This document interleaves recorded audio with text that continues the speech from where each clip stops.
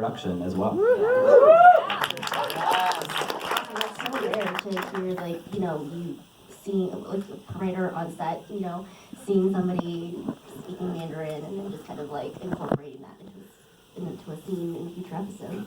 Well, after a while, we just start stealing from our actors. I'm just gonna say it. It's like they bring their full selves to the table, and so why wouldn't we? Why wouldn't we use them as our inspirations to continue to tell these stories? They know the characters better than we do by that point of the process, and so we all start to lean on each other for those things.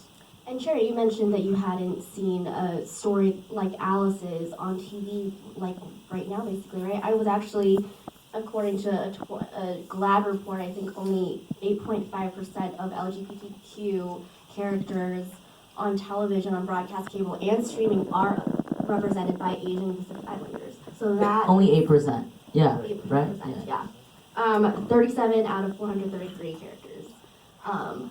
According to this GLAAD report. Well, that's about to change. On this show. So yeah, I mean, it's honestly like it means so much to play this character and just to be in this time, kind of. Yeah, because 2018 was really amazing, with everything that happened, and I feel like it's definitely not just the trend. We are here to stay, and I feel like, I truly feel like the world is finally catching up, that we can do it all. You know what I mean? Whether it be directing, acting, stand-up, comedy, drama, whatever, like we can do it all. And it's just better late than ever. And yeah, I'm just so grateful, and this is only the beginning for sure.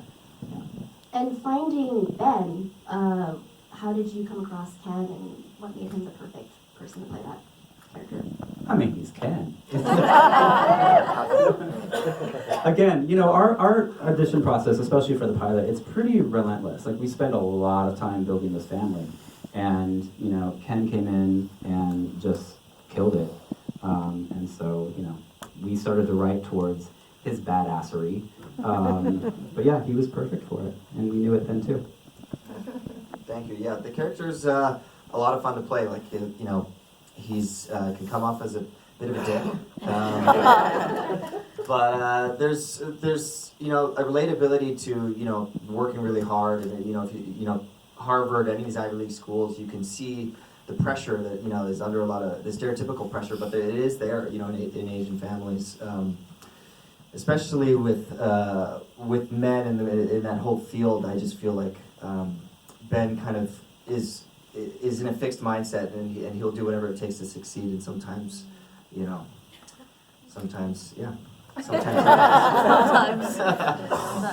but I mean, there's a heart underneath there, I think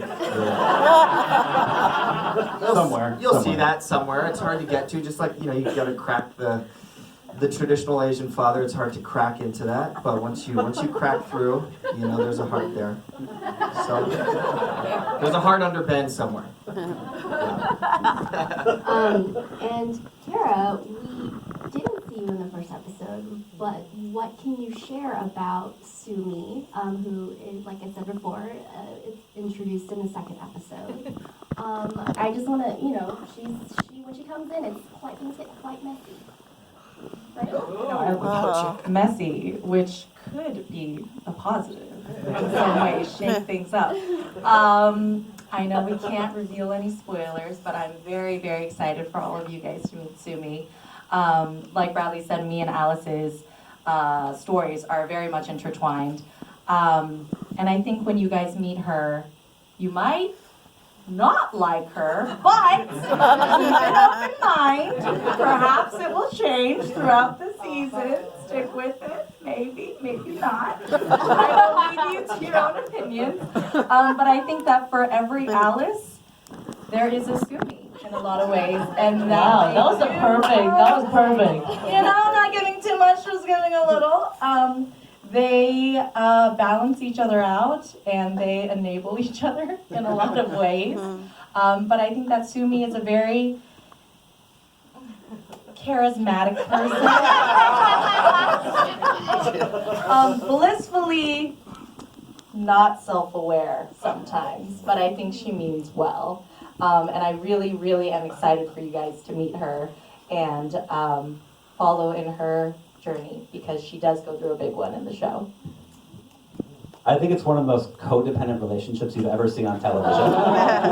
But in the best way. We really do peel back those layers, and we really do get to the center of their relationship and why they worked and why they didn't work. But yeah, it's a cool journey. But yeah, no, yeah, I'm sorry, go ahead. No, you're gonna love it. Yeah, but the cool thing is it does dive deeper into, like, you know, we're gonna know more about Alice, we're gonna know more about Malika, you know what I mean? It does dive into, and more about Gael. And yeah, you guys are gonna discover so many things about all of our characters. I'm excited about it. The first episode was directed by John M. Chu, who I think everybody in this room, you know, is very familiar with at this point. I guess this is a question for you. How did you land him? How, because he's so, you know, hot commodity right now. I can't speak. He's hot, and he's a hot commodity. You know, when you go to make a pilot, there are so many lists.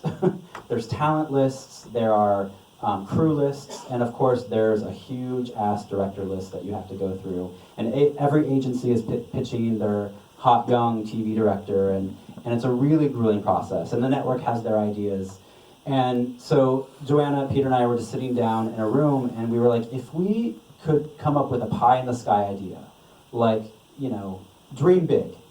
And I just said, Peter and I had just been developing something with John and fell in love with the man. He is the smartest person I've ever met in my entire life. And he's the kindest, most generous person I've ever known. And so I just said, John Chu, like, let's see if he's available. He's not, because the whole world is at his fingertips right now, but let's just check. Let's do a check. So I called him personally and I said, look, this is our 3-week window to shoot this pilot. Are you available? And he said, actually, I think I might be available for those literally 3 weeks. He said it's going to be really hard because my wife and I are planning a wedding, and Crazy Rich Asians was about to come out, and that was about to roll out in a big way. You filmed the pilot in June, right? Yes, we did.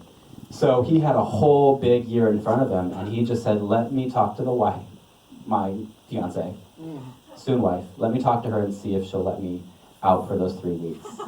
And thankfully she did. So we jumped in together. Yeah. Honestly, that was just like nuts. Because I'd already booked the role of Alice and we didn't know this. And it came out like on Deadline or something that John M. Chu was directing the pilot. And I was like, have you been reading my diary? You know what I mean? Like, how did you see my vision board? You know what I mean? It's nuts. And his TV directorial debut. Can I say that one more time? So John M. Chu directed the pilot, yeah. It's just incredible. No, you're amazing. Thank you for making that happen, seriously. But he's a world builder. You know what I mean? There are directors that are fine, great directors, but he is a world builder. So he really was integral in this process of building, you know, the future of the show. Was there something that he added that you liked, just, you know, just something that he put into his, like, footprint on there? It's all over it. You know, the Fosters we were very proud of, and it was very specific to the family drama genre. You know, we shot it like a traditional family drama for a reason. So we wanted that family to feel like our families. And so that had its place, and we wanted to up the ante with the visual style and the music and the heartbeat and the style of the show in particular. And John was a big part of bringing a lot of that to the table. Yeah, and just yeah, I'm blacked out.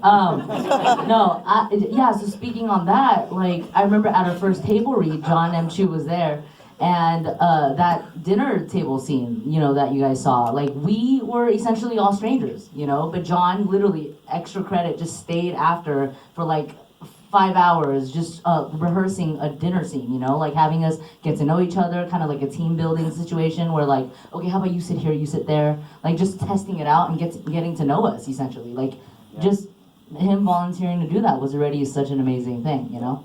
And he's all in. You know, he's an all in kind of guy. And the flow, you can kind of see the way he did. Like some of those shots are very very John-ish in how they're built. And I remember even like the way Callie comes into the office for the first time, and this kind of like she's into the Shark Tank. And I remember shooting it. It's like we had to get this camera movement, and we all had to come in and say it at the right time. But you know that specificity paid off, and you know, and getting that shot. You know, making sure that we got it.